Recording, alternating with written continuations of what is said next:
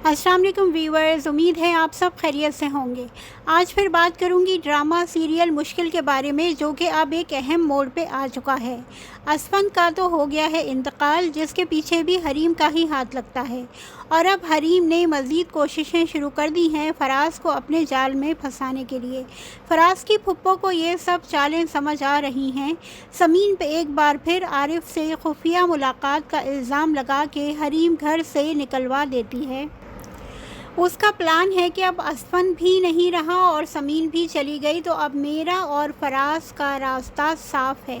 मुझे हैरत होती है घर वालों पे, जो सारा दिन बस अपने कमरों में घुसे या तो सोते रहते हैं या मोबाइल्स में लगे रहते हैं। उनको कोई होश नहीं कि घर में हो क्या रहा है। अरे भाई, हरीम की अब इद्दत भी पूरी हो गई है, उसको अब किस लिए घर में रखा हुआ है। उसको चलता करें, फिर देखें घर में कैसे सुकून आता है। मगर नहीं, वो आराम से सब करती फिर रही है, घर वालों को कोई होश नहीं।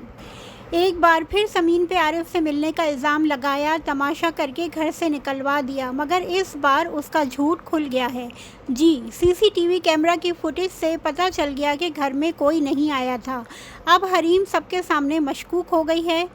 अल्लाह फराज को भी अक्ल दे, जो हरीम की असलियत जानते हुए भी हमेशा अपनी ही बीवी को कसूरवार समझता है और फिर रोता भी है। अजीब अहमक इंसान है। आगे देखते हैं क्या होता है। क्या समीन को तलाक हो जाएगी या हरीम और फराज की शादी हो जाएगी?